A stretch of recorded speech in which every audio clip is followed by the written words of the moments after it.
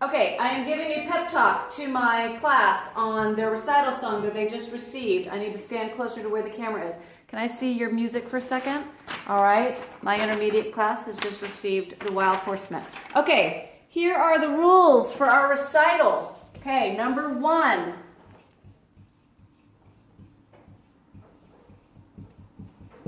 Okay, we are not going to resist the challenge of this piece. Would you close that door for me?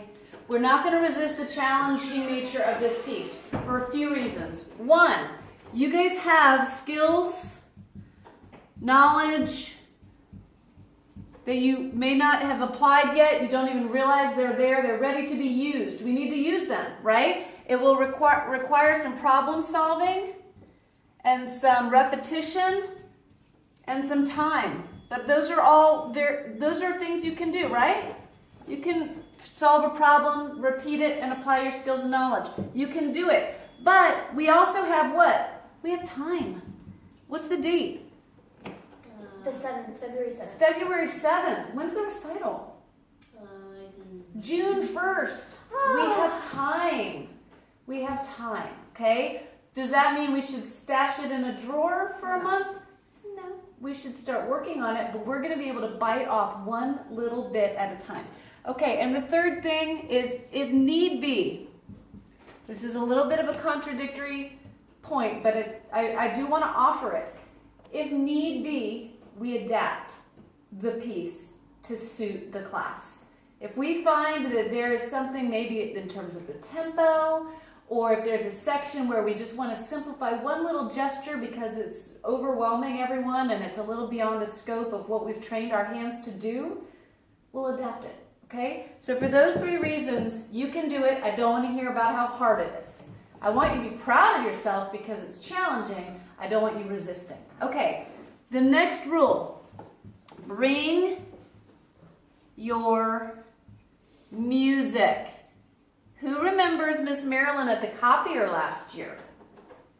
It might not have been this class as much as other classes, but I was constantly making replacement copies. It took up so much of class time, and it wastes paper, and it wastes ink.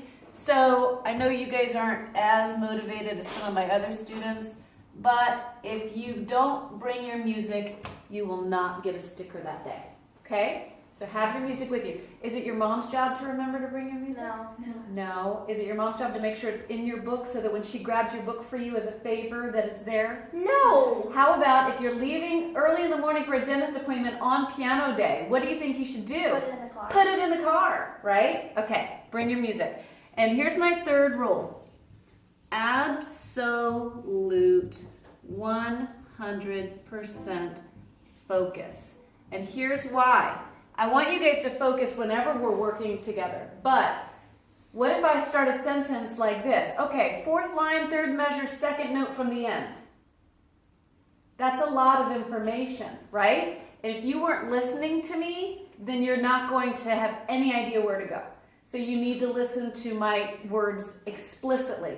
And don't go ahead of me. Even right now, you guys are doing what I just said, which is awesome, but I want you to stay glued to me, okay? Because in doing a song that is a stretch beyond our current level, I'm going to go over every note, every finger choice, every measure, every symbol, okay? But you have to be listening. You have to receive that from me or else it's not going to do you any good. Okay, so those are our rules. Soon we will add more rules like play at home with the practice video. I'm going to have to make you a practice video. And I'll make you a slow one and a fast one. Okay, the slow one I still wouldn't expect you to necessarily work with immediately, but it's something you can start listening to, and once you are able to play at least one hand along, you're gonna know you're getting somewhere. Okay, got it? Yeah. Applause for the rules.